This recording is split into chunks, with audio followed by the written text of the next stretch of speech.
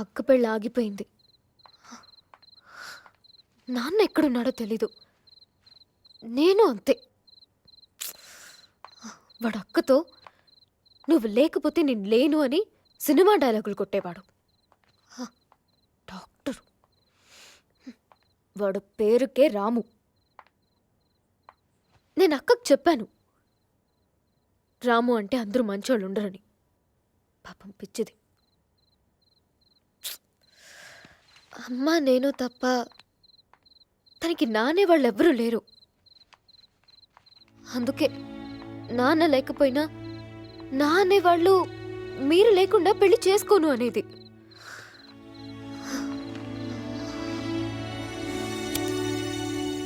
ఇదంతా విని ఫీల్ అయ్యావా?